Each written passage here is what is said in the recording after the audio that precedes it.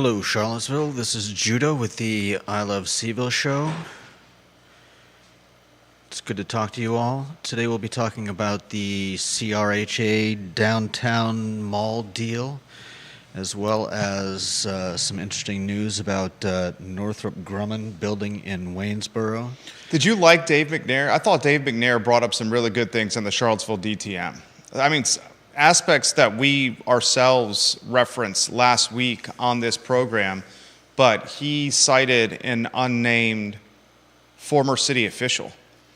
Yeah, I thought it was definitely interesting, and appreciated the extra information about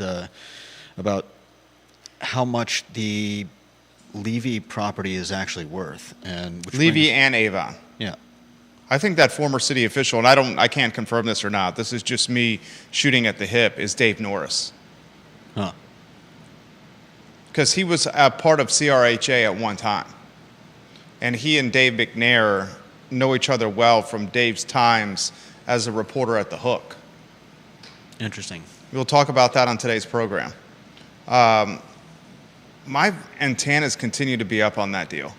Peter Krebs on tomorrow's show, he's a source of information, a wealth of information, if you may. We're also going to talk on today's program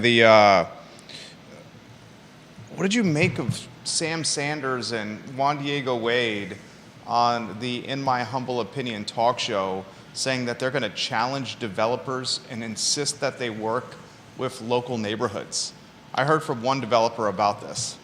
I'll relay what the developer said, but I'm curious of your take. Is that a good thing? I mean, on the face of it, it sounds good, but... Does it sound good even on the face of it?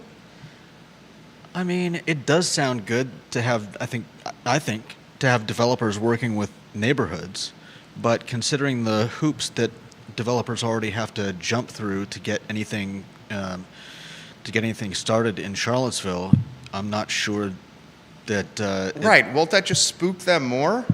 Yeah. It's like, oh, not only are you going to have a brutal time doing development and all the difficulties that come with building something, but now you're going to actively be working with City Hall in the project.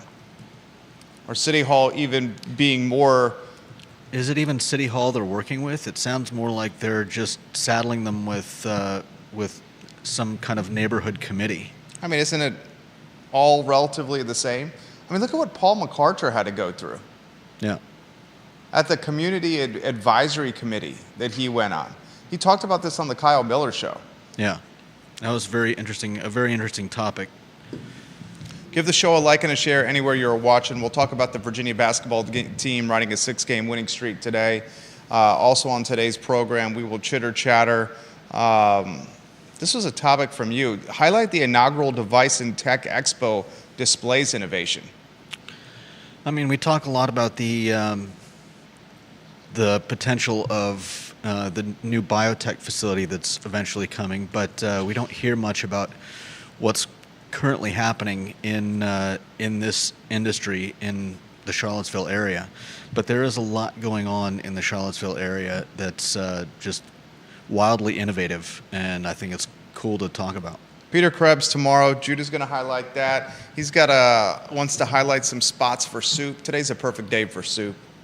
La Michoacana on that list really got me going. Yeah, I know. Because you don't think soup with La Michoacana on High Street. Right. I think there are... Generally, when you think of soups, you don't think of Mexican restaurants. You don't think of Mexican restaurants or Asian restaurants. I mean, everybody knows that you can get wonton soup or something like sweet and sour soup at just about any Asian restaurant. But it's nice to have some interesting choices. Yeah, we'll rock and roll, guys. Monday edition of this program. Judah Wickhauer, let's rock and roll. Quiet on the set.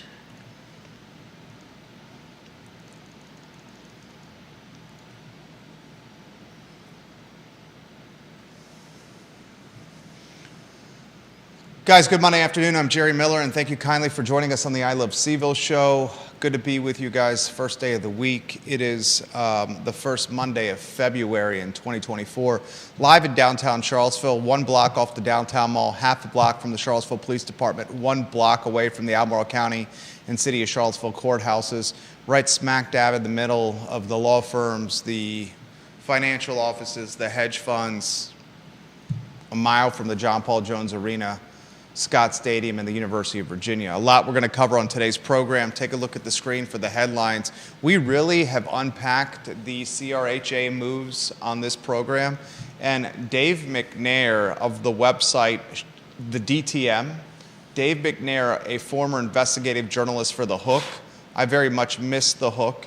I thought it was, many of us would agree, the premier investigative journalism in Charlottesville. Hall Spencer called the shots there. Dave McNair, Lisa Providence, Courtney Stewart. They did an award-winning bang-up job. Dave McNair, part of that foursome of investigative talent. He now runs a website called the DTM, and in covering this CRHA deal where they're planning on essentially trading a property on Avon and a property on Levy to the city for $4 million, taking part of that $4 million and buying a building on the downtown mall. I had flags and antennas up all of last week. I questioned the deal. I questioned the viability of the deal. I asked, why would you buy a building not set up for an office and try to convert it into a headquarters? Why would the CRHA, a housing authority, take buildings in the city on Avon and Levy that could be affordable housing or converted into affordable housing and sell them to the city so they could buy a tower on the mall? I wondered who was calling the shots here. And Dave McNair has now interviewed a former city official about this transaction, and we're going to relay those highlights to you on today's program. I think the former, I don't have any insight on this at all. I think the former city official that he interviewed, who is unnamed, is Dave Norris, friend of the program. Dave Norris at one time served as the chair of the Charlottesville Redevelopment and Housing Authority Board of Commissioners. He was also a redevelopment coordinator for the CRHA. He and Dave are friends. That's my hunch of who this unnamed source is, but I do not have any insight.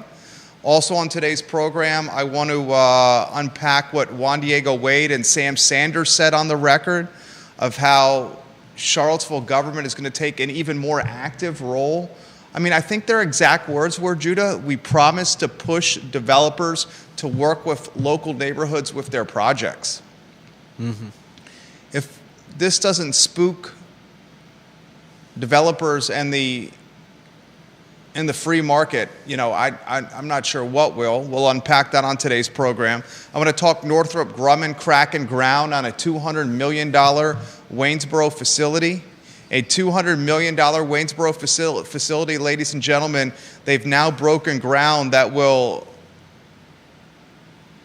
lead to 300 new hires at an average of $94,000 per hire. That topic on today's show. Judah wants to talk inaugural Device and Tech Expo displays innovation. He's going to unpack that topic for us on the program. We'll talk soups on today's show as we try to bring you a robust palette of content. Perfect day for soup. I'm a man who likes a good French onion soup. Petit Pois on your list had a great French onion soup. Yeah. I was blown away by the La Michoacana soup that you highlighted on iloveseville.com. It's in the lead slot on iloveseville.com. Judah's 12 spots for soup on a cold day. The La Michoacana soup, you posted the photo on I Love Seville Instagram. Is it a tilapia and shrimp soup? Yeah. It literally has fish and shrimp in the soup. It's amazing. Yeah. Maybe you grab that photo and see if we can put it on screen when we get to that point. Mm-hmm. The lead of the show, before you do, is got to be Catherine Lochner. Welcome to the program. Guys, give the show a like and a share anywhere you are watching the program. We work hard for you. The only thing we ask is you share the show, you like the show, you retweet the show. Ginny Hu, thank you for doing that. Deep Throat, welcome to the program. John Blair, welcome to the program. Thank you kindly for joining us. I think a lot of you guys really make the program great. James Watson, hello. Johnny Ornalis, Vanessa Parkhill, Travis Hackworth, Holly Foster, hello. Ely Tucker, Katie Pearl, Kevin Higgins, Albert Graves, just to name a few. Let's get to the lead of the story. Did we not, as you weave in a two-shot, did we not all last week question what was going on with the Charlottesville Redevelopment and Housing Authority? Yeah, I mean, it's just curious from who they're selling it to how they're selling it to how much they're selling it for. I'll do a synopsis of what we questioned last week, and then we will get to the fresh content from the DTM, Dave McNair, an investigative journalist who quoted a former city official, I think it's Dave Norris, who was previously on the board of CRHA. Last week I said, why would the city purchase two freestanding buildings, one on Avon and one on Levy, from a redevelopment and housing authority for $4 million using American Rescue Funds, American Rescue Act money that was intended to be used during the pandemic to stimulate the economy, right? Yeah. That's what we said. Also, I said this on the program. Why would CRHA sell two buildings that they can convert into affordable housing? A much easier conversion than a tower on the downtown mall. Yeah. I also said, why would they be buying a building in such a high spot? Thank you, Keith. Why would they be buying a building in such a costly area of real estate, right? Yeah. On the downtown mall. Also on the program last week, I said, who is calling the shots for CRHA? I said, how much is the conversion of those few apartments on the top floor going to cost? I said, how much was the conversion going to cost for the spaces within the building?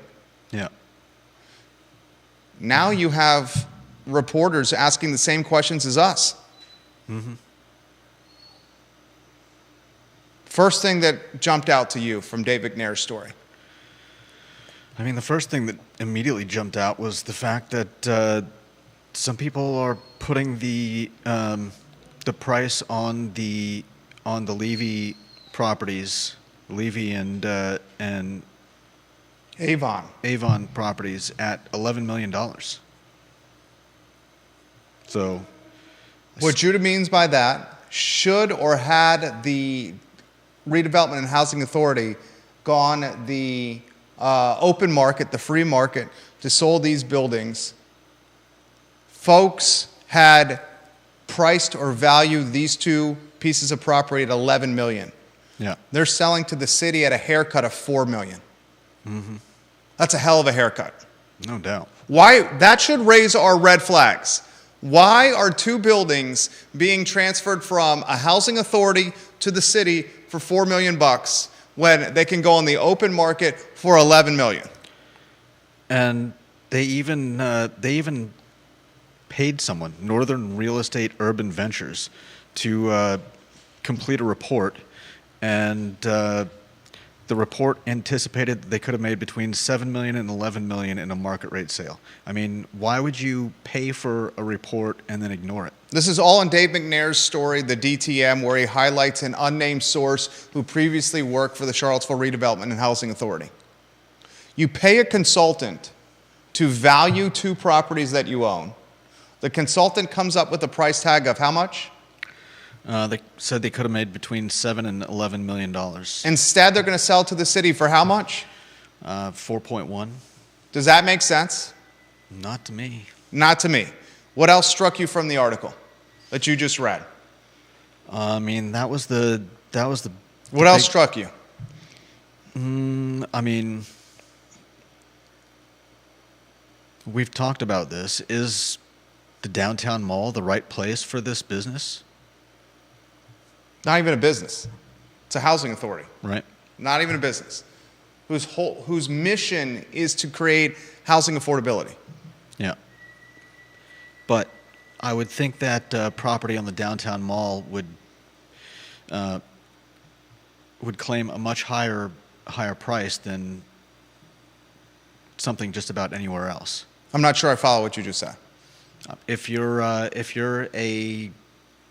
like you said, in the business of creating affordable housing, why spend more than you would need to for offices on the downtown mall when you could probably get offices at a much more affordable price Elsewhere. anywhere else. Anywhere else. Why even purchase? Why even purchase something when there's a plethora of empty offices around the city with landlords begging for folks to rent them at discounted rates? Why even purchase when you have remodeling and maintenance and upkeep? I can kind of understand how it becomes an asset for them, but at the same time, it's also taking. They don't pay taxes on property they own, so they weren't paying taxes on the. It's only an asset if they sell it. Yeah. It's not an asset. A lot of people have this misconception with real estate. A lot of people have this misconception. There's this saying out there for folks that own real estate. Real estate rich, cash poor. All fine and dandy, you own real estate. But the reality is it's not liquid. Right. Until you sell it, you don't have any liquid. You don't have any liquidity. Now, you can rent some of it, and you can utilize that rent to create some liquidity, but the reality is your upkeep and your maintenance oftentimes is offset by your liquidity. It just makes no sense to me here. Yeah.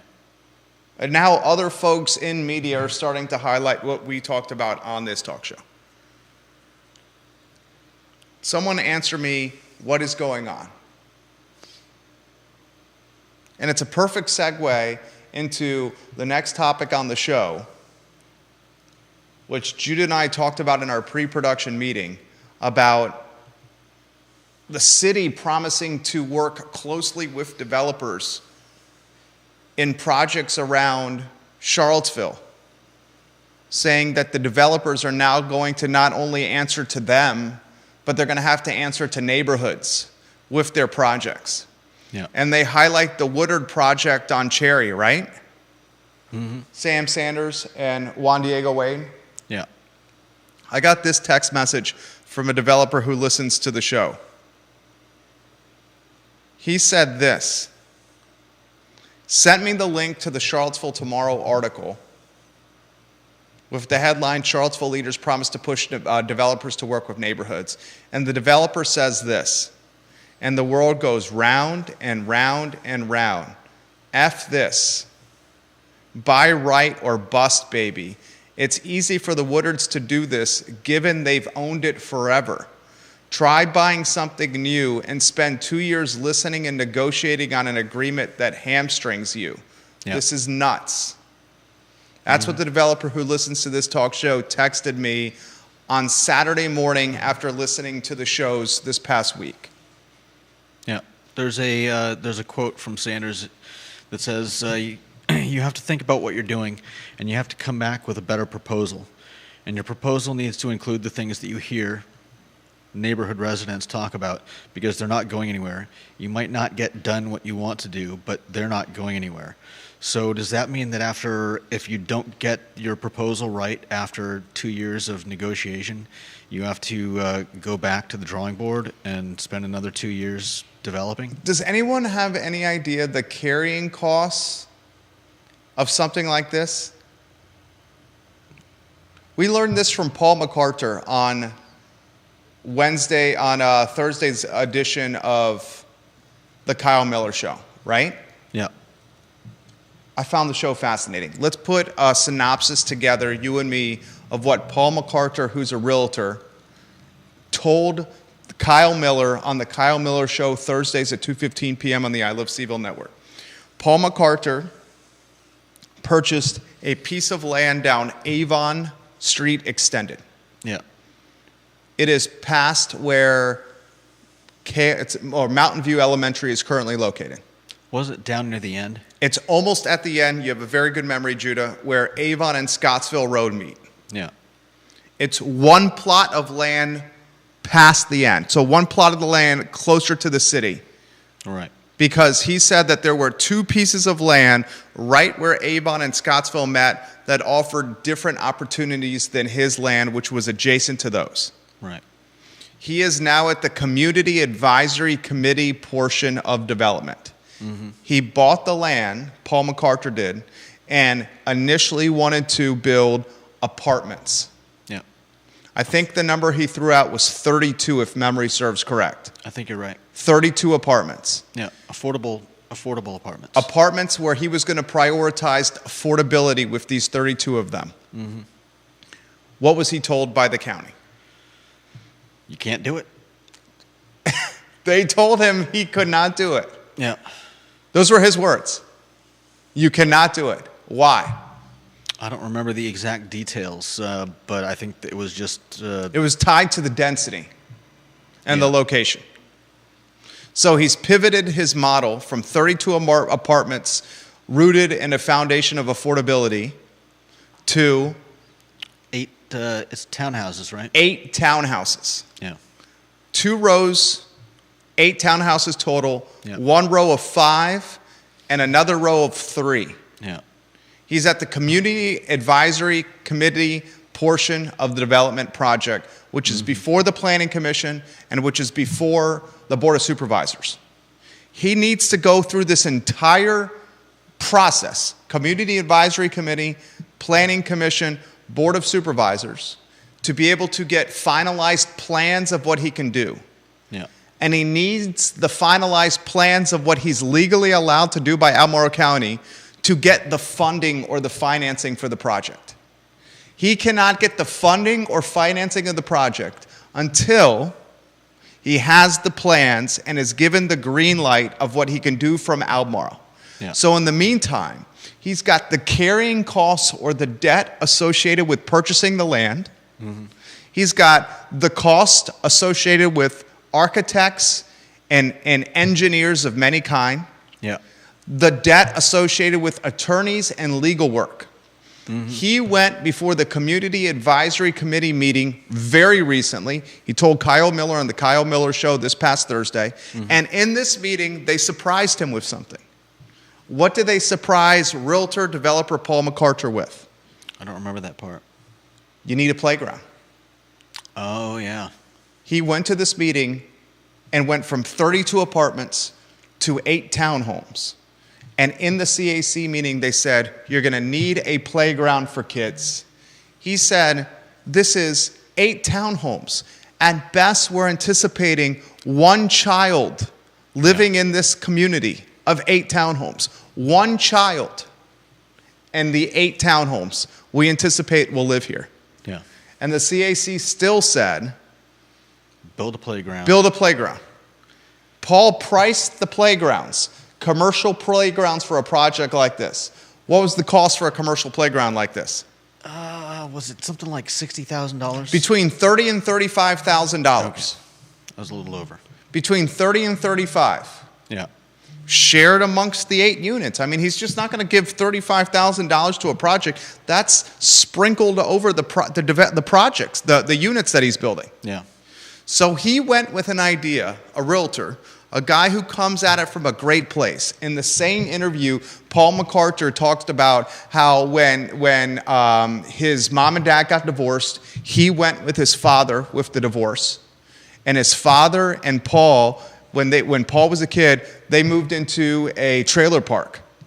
Because at the time his dad was in a financial pickle.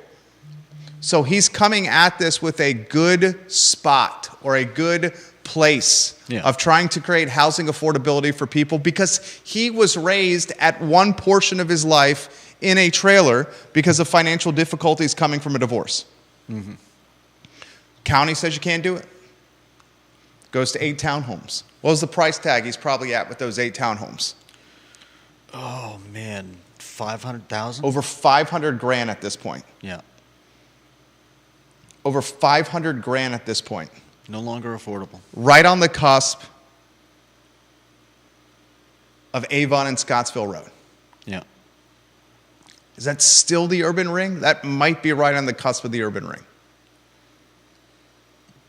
I'd probably put it in there. We'll call it the urban ring. Yeah.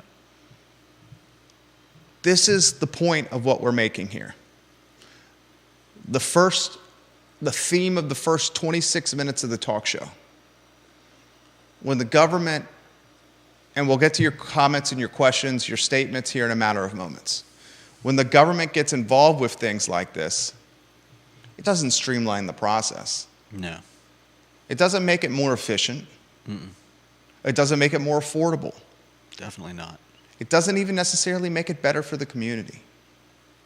What it does is it makes it more costly. Yeah.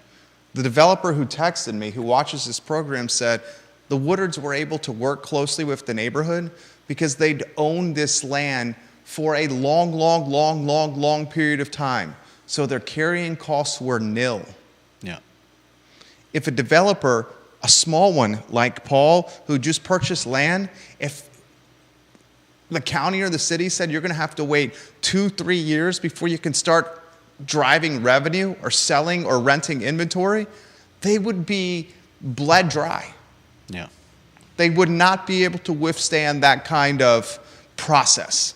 Yeah. Especially if the process involves repeatedly going back and having to change plans and Renegotiate, conversate, fireside chat, kiss babies, shake hands, bust out the guitar, the s'mores, the chocolate, and sing Kumbaya by the campfire. That all costs money. yeah. And then there's the possibility that someone in the neighborhood, like what happened with, was it the third phase of the dairy market properties, get shut down. And they I believe had included some affordable housing or some affordable apartments in that, if I'm not mistaken. Phase 3 Dairy Market. Yeah. Catherine Lochner, welcome to the program. Philip Dow, Logan Wells Colelo, Lynn Snyder, welcome to the program. Thank you kindly for watching. Folks in Richmond, welcome to the program. Waynesboro, welcome to the program. Short Pump, Louisa, Orange, Fluvanna, Crozet, Green, Barbersville on our heat map, many in Northern Virginia, welcome to the program. Let's get to comments. Let's get some photos on screen. Key members of the family watching right now. I'd love to go to number 1 in the family first, in Deep Throat. His photo on screen. Let us know when it's on there, if you could. There it is. It's on screen now. Take a look at Deep Throat's photo. He says this is the Avon Levy study summary result. He's talking about the CRHA sale of the 2 houses, one on Avon, or 2 properties, one on Avon, one on Levy. This is where the $11 million valuation comes from.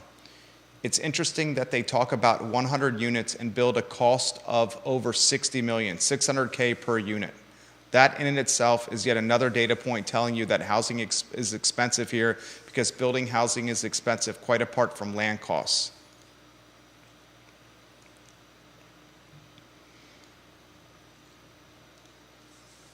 He says, I can think of one reason for CRHA to own rather than rent.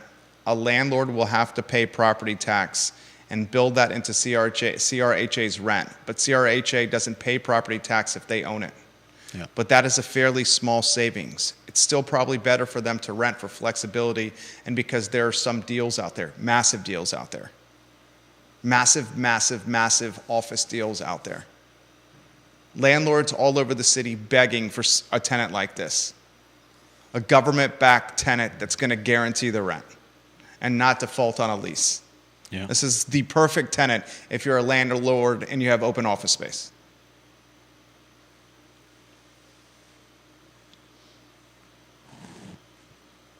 He's also not a huge fan of Sam Sanders and Juan Diego Wade getting involved in the development process. We'll go to John Blair. He's watching the program on LinkedIn. He says, Cafe 88, when you get to your soups story, is underappreciated for soups and should be on your list, J-Dubs. It's a great spot. And he says, Jerry, you make an interesting point about carrying costs. In a lot of land use approval dependent deals, there used to be the ability for a developer to option the property contingent upon receiving approvals. However, when a locality goes to a more community-intensive model of land use decision-making, Will landowners even grant an option for 18 to 24 months? If not, then you're probably handcuffing development. Very few developers can outright purchase the fee simple without having the land use approvals. Bingo. Bingo. Bingo. From Blair on LinkedIn. We are asking questions that are tough questions, that are unabashed and unafraid questions. And as we asked them last week, others started asking similar questions.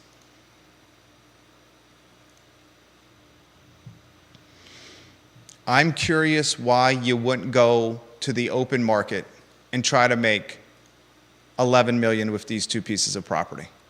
Mm-hmm. I'm curious why you would sell for $4 million to the city.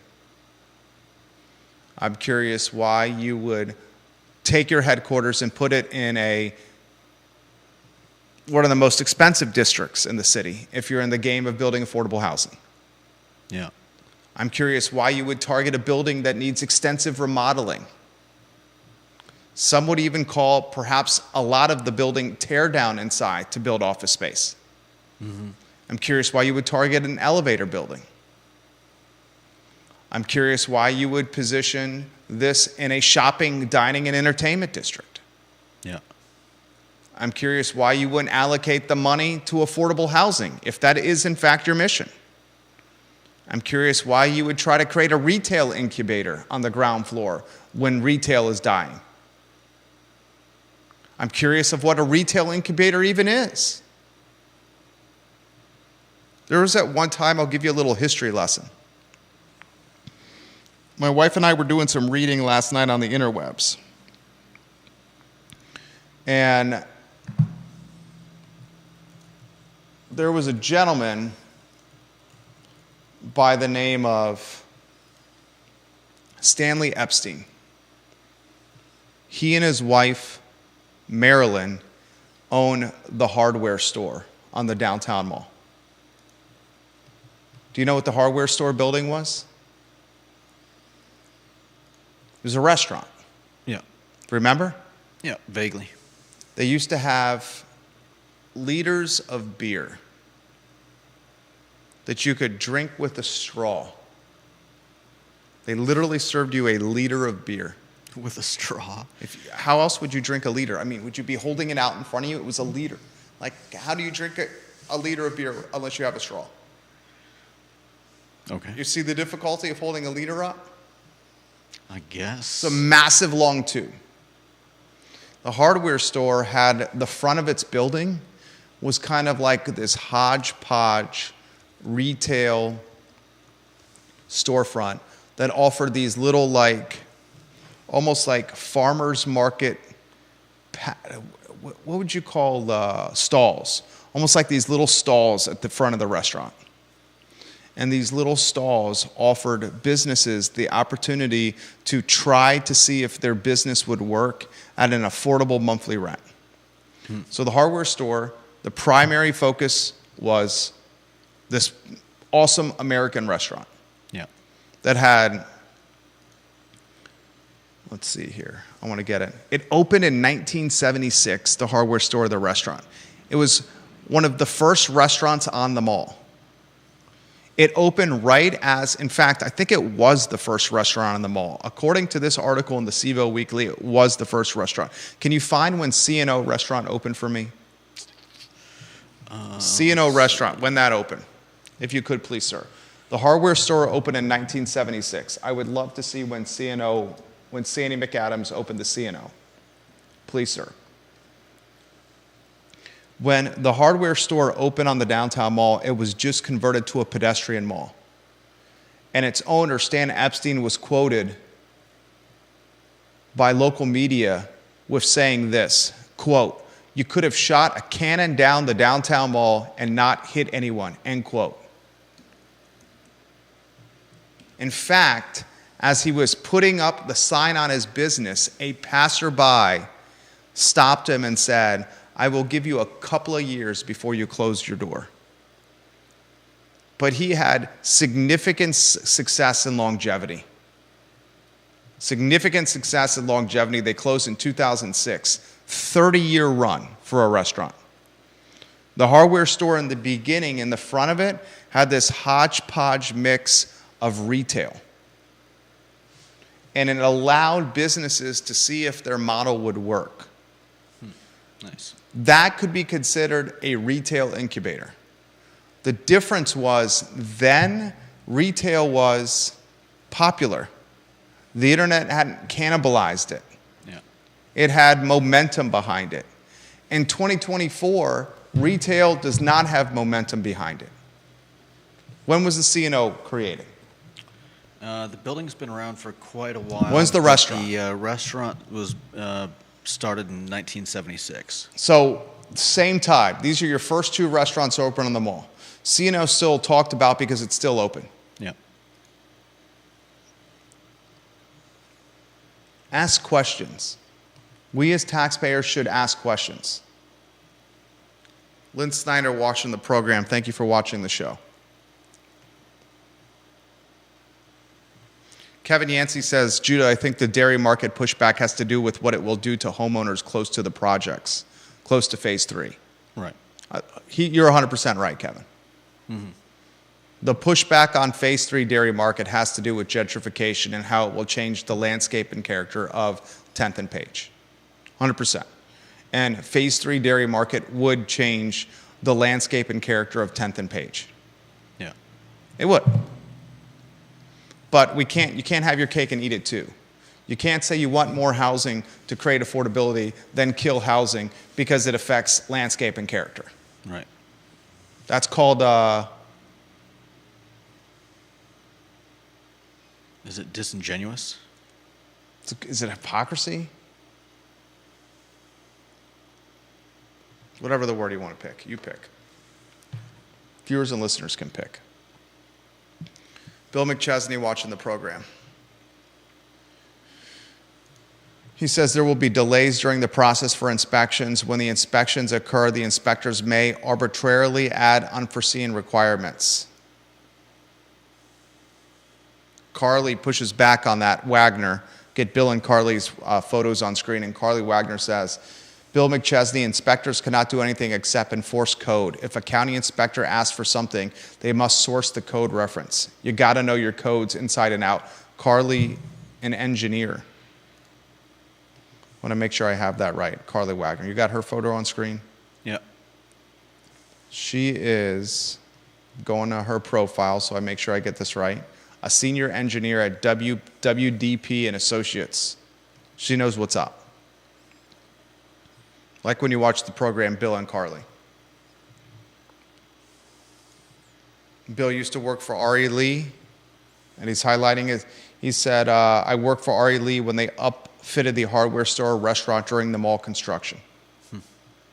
Nice. Read Dave McNair's story on the DTM. I sent you the link. I'll take the link. Dave McNair, we're giving you some props here. Someone tell Dave McNair you're giving him some props. I'm going to put the link from Dave McNair's story in the comments section of my Facebook page. I'm putting it in the comments section of the I Love Seville Facebook page right now. That has 7,000 followers. Almost 7,000. Oh, just posted. I'm going to put it in the comment section of my Facebook page. My Facebook page has 6,200 followers. I'm putting it in the comment section of the I Love Seville group, 4,200 followers. I'm going to put it in the comment section of my LinkedIn page. I think that has 6,500 followers. I'm putting it in the comment section of I Love Seville Food, 7,500 followers. And then I'm going to put it on Twitter and then retweet it 5 times to roughly 25,000 followers on that platform. Let me put that in here. please read this story from David McNair. Anything you want to dot or cross before we go to the next topic, Judah? No.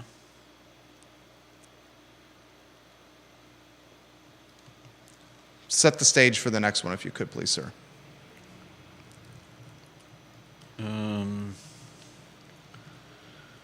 I think it's very exciting. There's a lot of interesting stuff going on in Charlottesville that we don't generally hear a lot about. I don't see a lot of people covering stuff like this inaugural the Device and Tech Expo. This is the first one, and I think it really showcases that there's more to Charlottesville than just a place that ends up on a lot of people's top 10 lists. What excites you about it? I think it's great that there's innovation going on. I mean, I don't think a lot of people know that somebody here in Charlottesville basically created the first male, device for preventing pregnancies. Contraceptive? Yeah, contraceptive. It's a local company. I believe it's called Contraline, and the product is called Atom, the first implanted male contraceptive. Make sure you're updating that lower third if you could, please. Mm-hmm.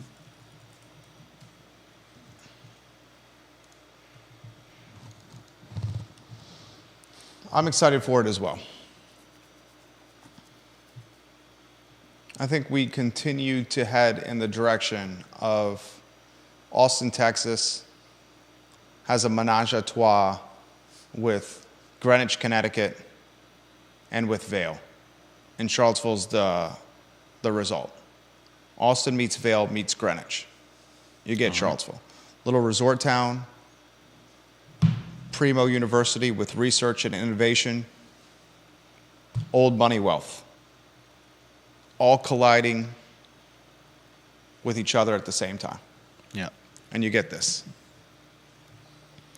I was surprised that the city, according to the Weldon Cooper demographers, Demographer? You're talking about people who, yes, demographers. I guess. I was surprised that Charlottesville's population has dipped. I'm curious if that trend continues, but Charlottesville dipping slightly is way counterbalanced with Albemarle County increasing, Louisa increasing, and all the surrounding counties around Charlottesville upticking. Yeah.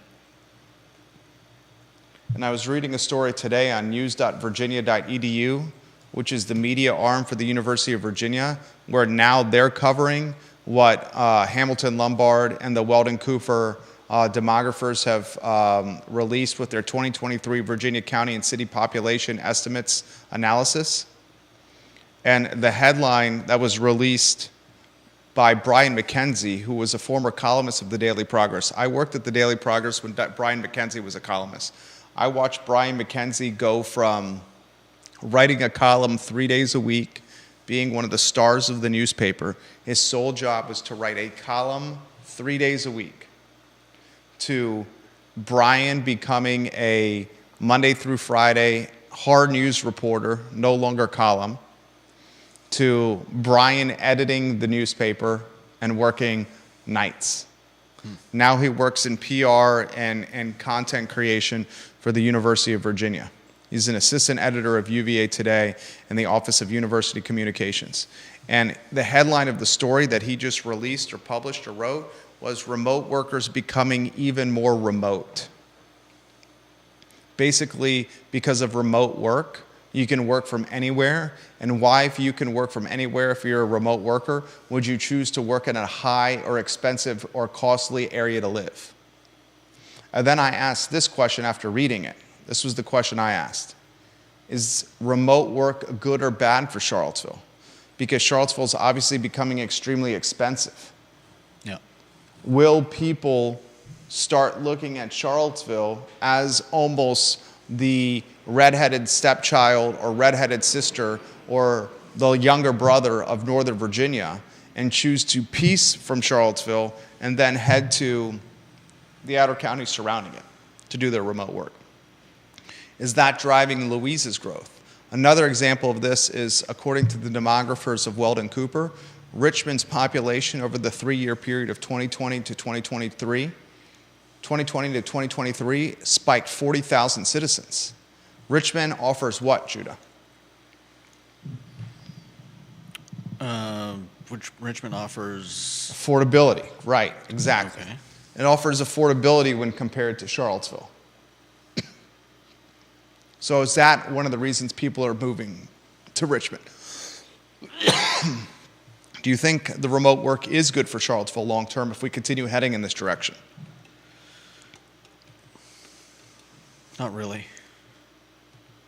I think if people can come in with inflated bank accounts and buy up properties, then we're going to continue on the track that we're on currently. And affordability is just going to be a catchword that doesn't really mean anything. Doesn't mean anything. Pomp and circumstance. How can we be prioritizing affordability if a housing authority is buying buildings instead of creating housing affordability? That's a fair question. Yeah. It's the antithesis of affordability. It's taking a building that was creating tax revenue for the city off the tax rolls. Not to mention using money that people have pointed out could have been used to create an awful lot of affordable housing.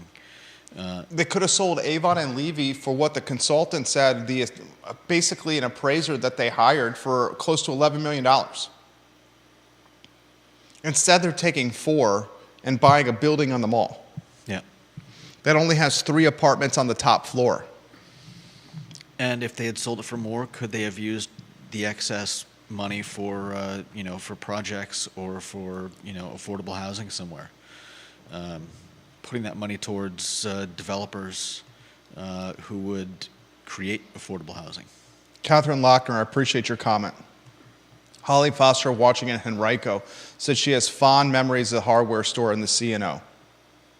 Had many meals at both when she was in Charlottesville for business. One fantastic store on the mall was Smith's of Bermuda, the place to go to find wedding dresses in the 1980s. She used to love the downtown mall, Holly Foster said. We get her photo on screen. I love when she watches the program in Henrico. Marie Marshall Barnes, hello. Thank you for watching the show. Ginny Hu's photo, if we can get on screen. Says she absolutely misses the hardware store. It was a great place.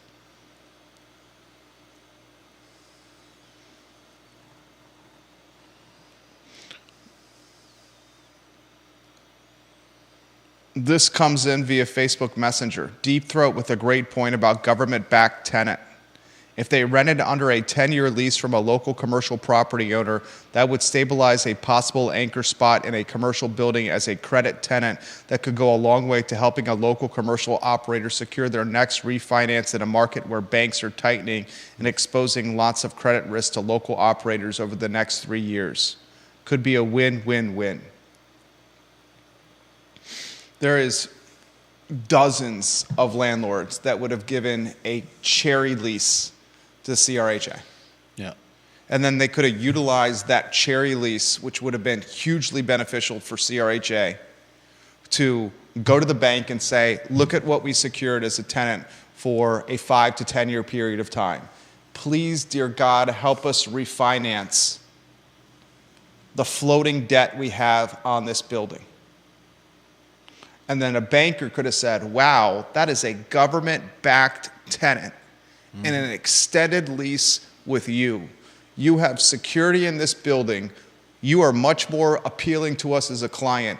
Yes, we will work with you on this floating debt that you have that is crushing your financials. And we will offer something more advantageous for you. No doubt.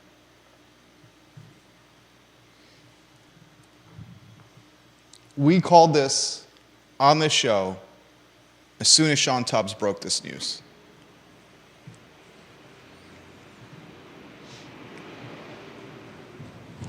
Talk to us about what you highlighted with the soups. I thought this was a good human interest story. My wife loves these type of stories. Set the stage if you could, please. I mean, the stage is that it's the middle of winter, and I can't imagine anyone who doesn't love a good bowl of soup, a good warm bowl of soup. I love soup. Warms your body, warms your soul. Yes. Yes, it does. Chinese proverb, fortune cookie. Warms your body, warms your soul. Yes. There you go. Yes, it does. And so I wanted to take a look around and find out some of the best spots for getting soup. And we've highlighted some great places, some more obvious than others.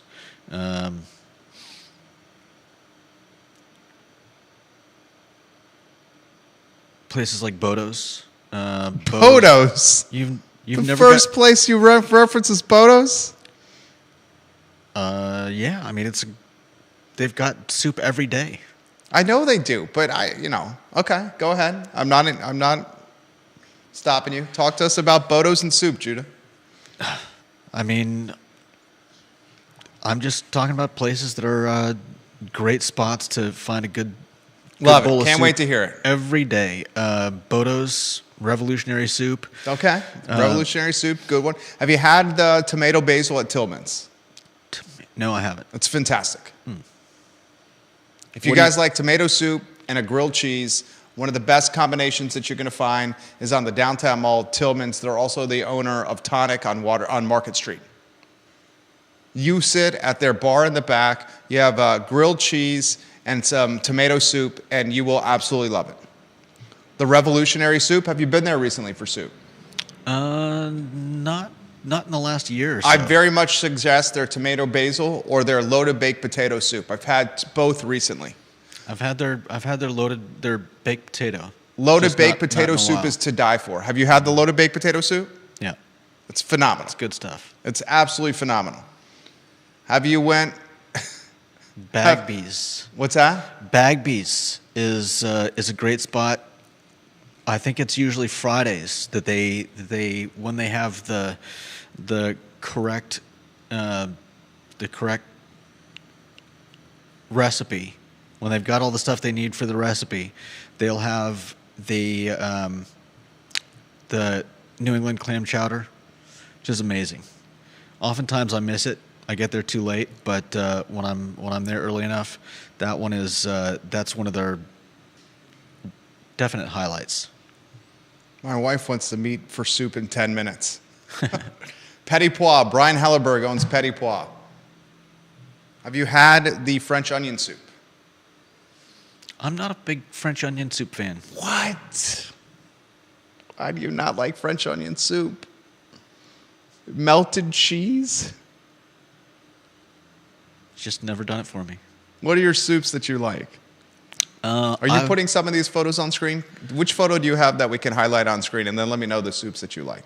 Let's see. Here we have the tilapia and shrimp soup. This is from La Michoacana on High Street. Oh Yeah. my gosh, this looks amazing. Look at the screen. It's on screen. Yeah, Tilapia and shrimp. What a combination. yeah. That looks amazing. Now, I go there for the tacos. I would not think to order soup, but maybe I think twice. Same here.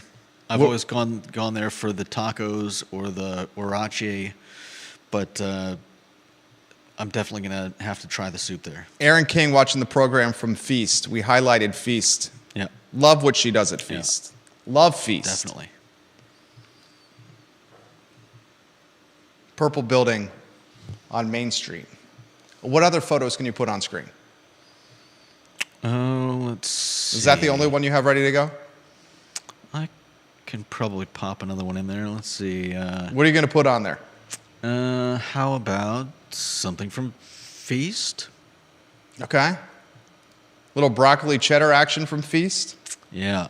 Oh, That's broccoli and cheddar is one of my top soups. Yeah, broccoli and cheddar is a great soup. I cannot pass up a New England clam chowder.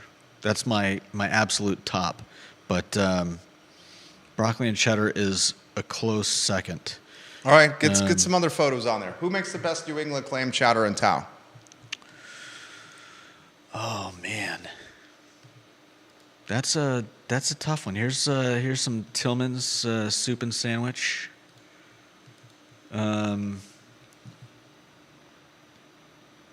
Bagby's makes one of the best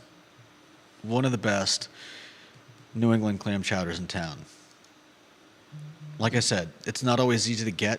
It sells out like that.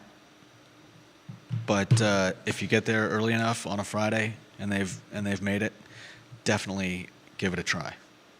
It's 100% worth it. We'll give that a try. I haven't tried that, Judah. Jim Hinchley says, and Jim, we're going to respond to your email after this show. I say that email is an absolute go. I love the idea, Jim. I sincerely mean that. We are going to respond to your email, and that is a go, your idea.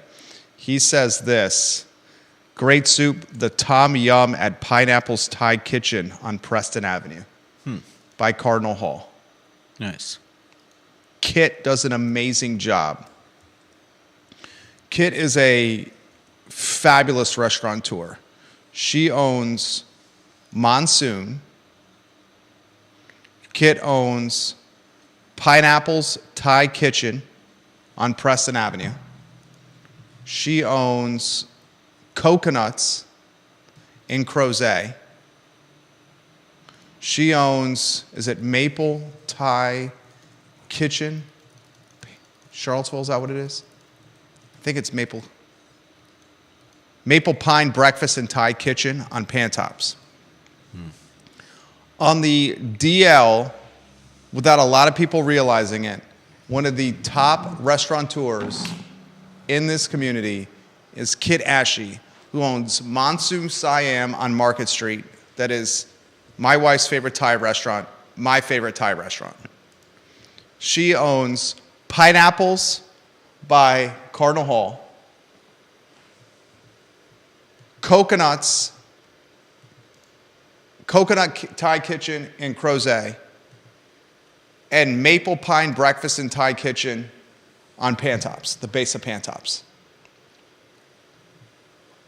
On the DL, one of the top restaurateurs in this community. No flag, no standing on the rooftop, screaming for attention. She just goes about her business the right way and making delicious food taste good. Yeah. Virginia basketball plays Miami tonight. The Hoos are riding a 6-game winning streak.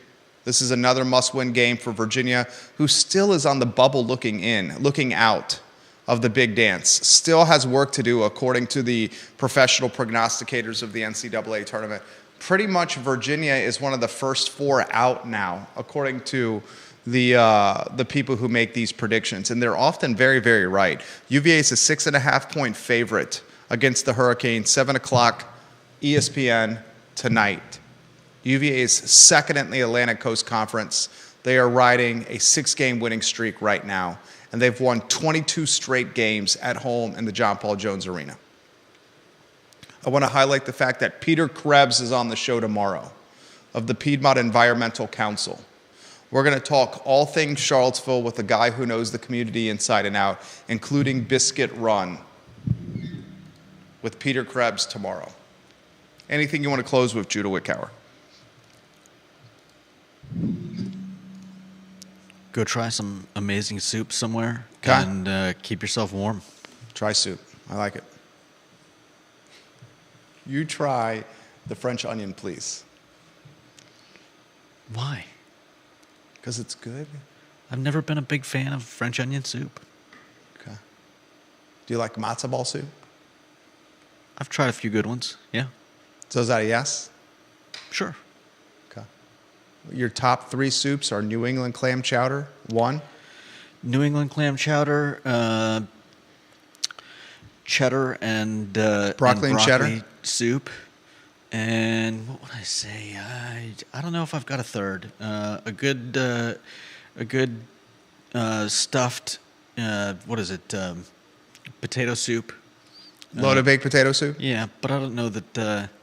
I mean, it's good. I don't know that I'd go out of my way to get one.